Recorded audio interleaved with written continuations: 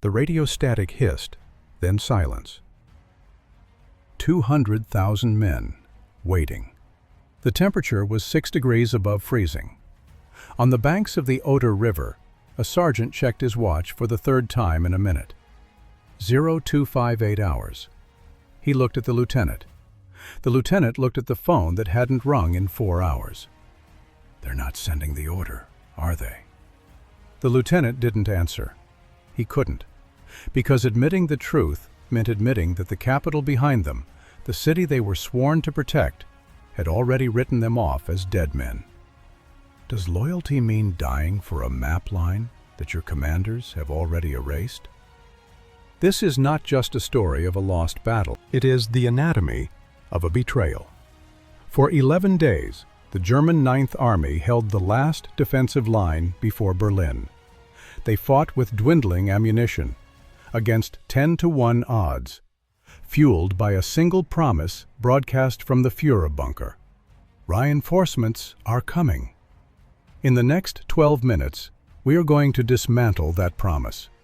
We will trace the flow of orders that traveled from a concrete bunker 50 feet underground to the mud of the Seelow Heights.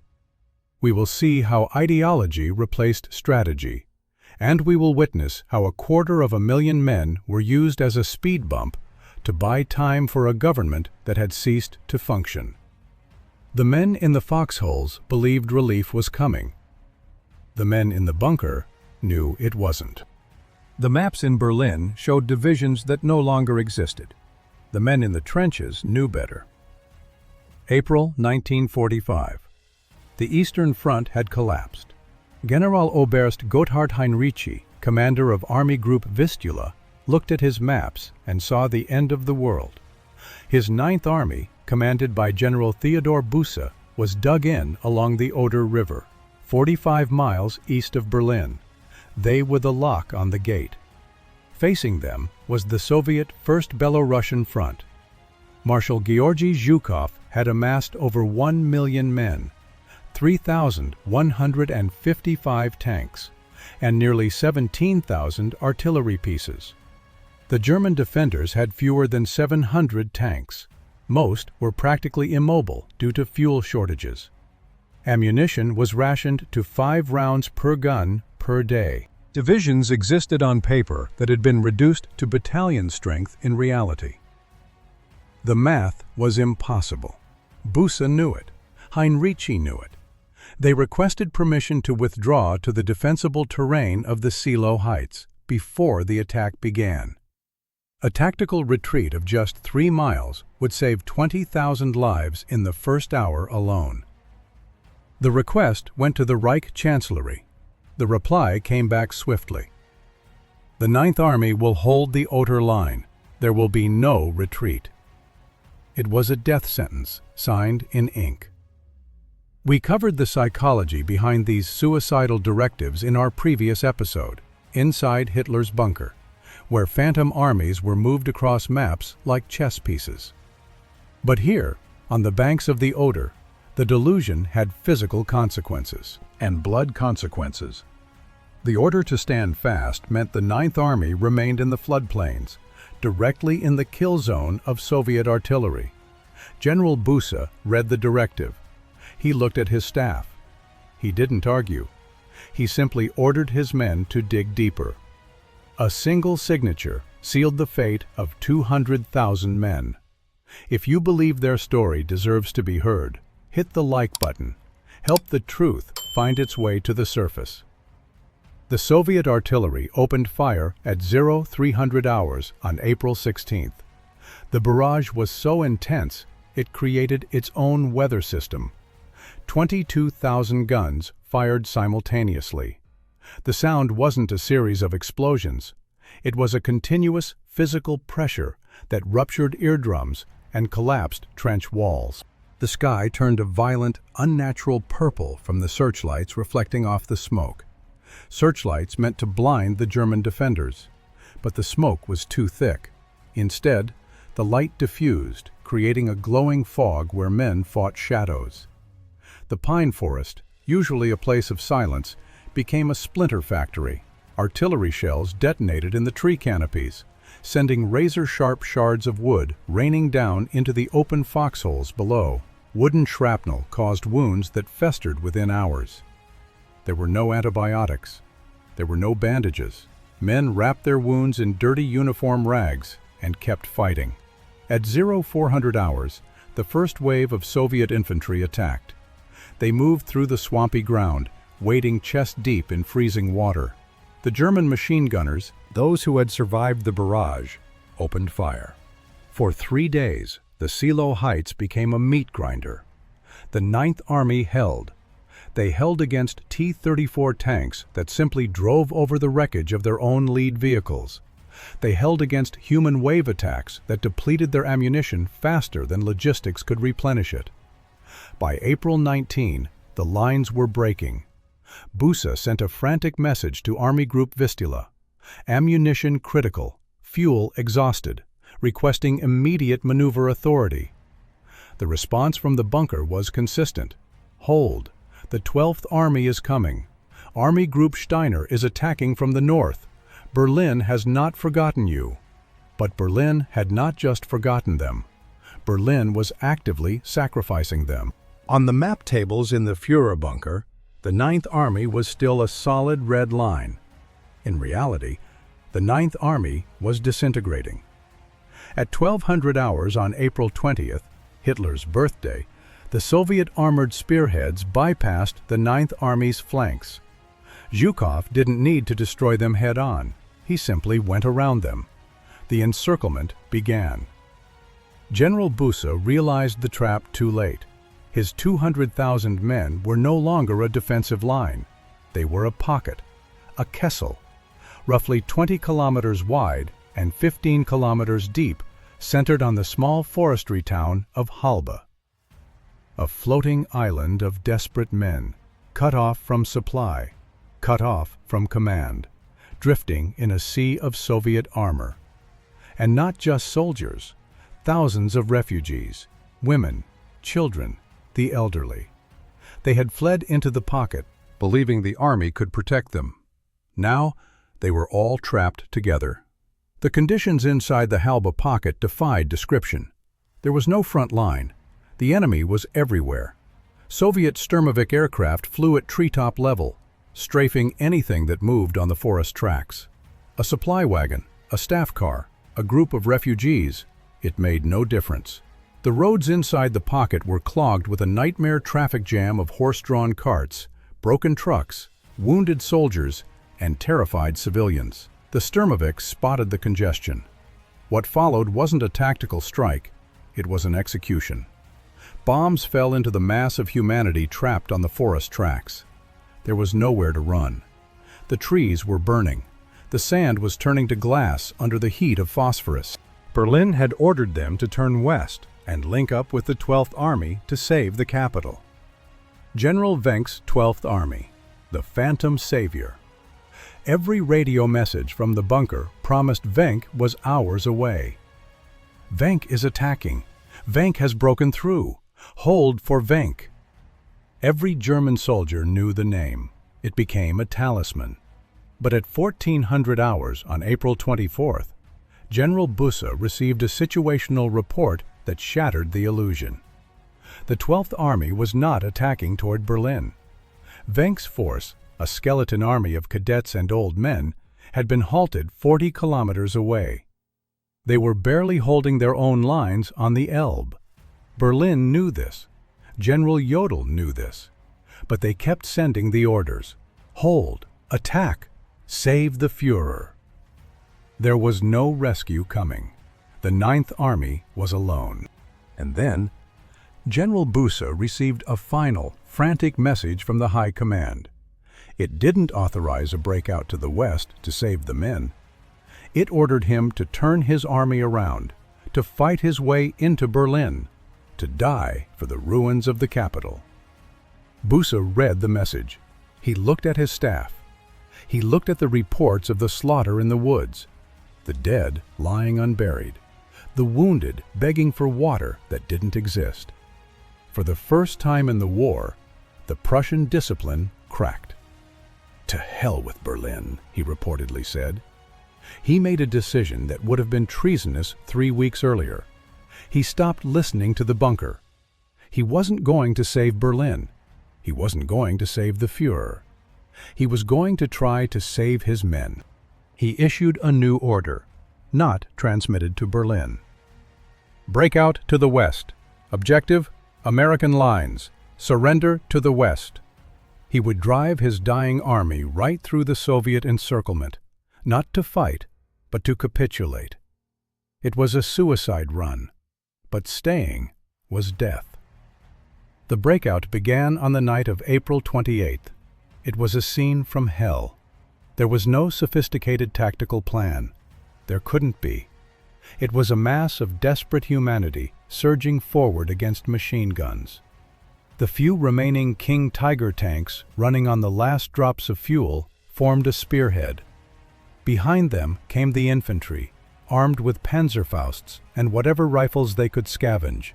And behind them, the civilians. They moved through the darkness toward the village of Halbe. The Soviets were waiting.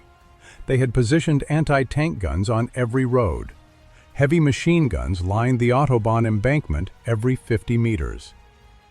As the column approached, the trap snapped shut. The first wave of German infantry was cut down in seconds. The second wave climbed over the bodies of the first. The sensory overload was absolute. The scream of Katyusha rockets, Stalin's organs, drowned out orders. The smoke was so thick that tank commanders had to open their hatches to see, only to be picked off by snipers in the trees. Burning tanks blocked the streets. The infantry had to climb over the hulls of destroyed vehicles, exposed to crossfire from basement windows. In the chaos, unit cohesion vanished. It became every man for himself. A soldier from the 21st Panzer Division later recalled the scene on the Autobahn. It wasn't war anymore. It was a stampede. We ran over our own dead. The asphalt was slippery with blood. They pushed forward, not with tactics, but with the sheer, hysterical energy of the doomed. They ran into machine gun fire. They engaged T-34s with Panzerfausts at 10 meters range. They died in the thousands. But the sheer mass of the desperate column punched a hole. By dawn, the lead elements had broken through the Soviet ring. Behind them, the forest of Halbe was burning. The rear guard, those who had stayed to hold the gap open, were overrun. They had bought the breakout with their lives. But the worst was not the battle at the road. It was what waited in the forest beyond. For the next 48 hours, the 9th Army fought for every meter of ground. Units lost all cohesion. Generals fought with carbines alongside privates.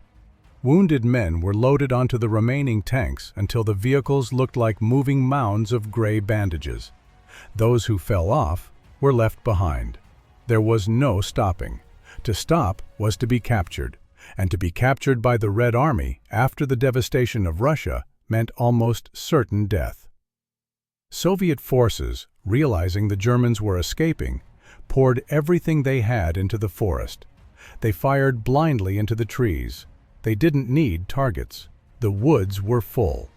At night, the forest was illuminated by flares and burning vehicles. Shadows moved through the smoke. Exhausted, starving figures trying to reach the mythical 12th Army. Then, on the morning of April 29th, the lead elements of the breakout force saw something through the trees near Belitz. Not Soviet green, but German field gray. It was the forward outposts of General Wenck's 12th Army. They hadn't come to Berlin. They had held the corridor open just long enough. Not the relieving force Berlin had promised, but a waiting force. General Wenck had defied orders to attack Berlin, specifically to receive these survivors. The link-up was made. Men who hadn't cried in 6 years of war wept openly. They had broken out of the Halbe Pocket. But the cost of that breakout was visible in the trail of bodies stretching back 40 kilometers to the east. The final count is staggering. 30,000 soldiers killed in the pocket, 60,000 captured by the Soviets. 10,000 civilians dead in the crossfire. Of the 200,000 men who had held the line for 11 days, only 25,000 made it across the Elbe to surrender to the Americans. They survived because their commander finally chose reality over the radio. 30,000 dead in the forest.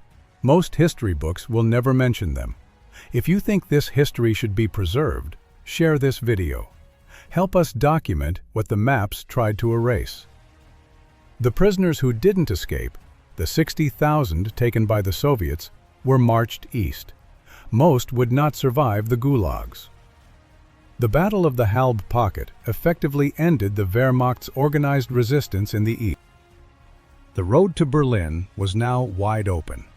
Zhukov's forces poured into the city, but the delay, those 11 days purchased with the blood of the Ninth Army, had allowed tens of thousands of other refugees to escape west. It was a victory of survival, not conquest. The strategic consequences of the Battle of Halbe were paradoxical. By holding out for those 11 days and then tying down Soviet forces during the breakout, the Ninth Army inadvertently allowed thousands more civilians to escape to the west. But it changed nothing for the Reich. Berlin fell on May 2nd. The war in Europe ended 6 days later.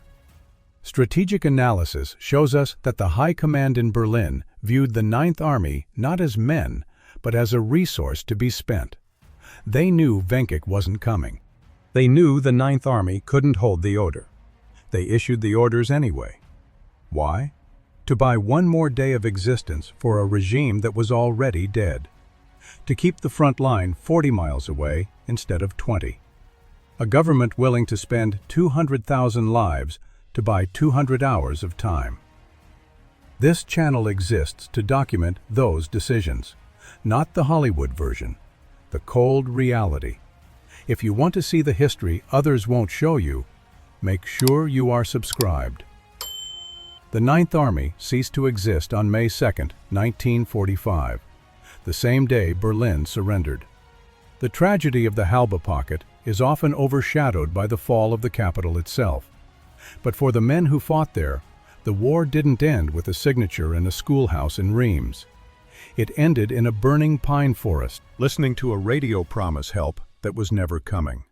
General Busse, the man who disobeyed Hitler's final order to save his men, surrendered to the Americans on May 7th. He spent time as a prisoner of war, then later worked in civil defense. He never saw the bunker where his death sentence had been signed. He never met the men who moved his flag on the map while his soldiers bled in the sand. The forest at Halbe is quiet today. It is home to one of Germany's largest war cemeteries. Rows of crosses stretch out under the tall pines, marking the resting places of 24,000 identifiable soldiers, and thousands more who remain unknown. But the forest hasn't stopped revealing its secrets.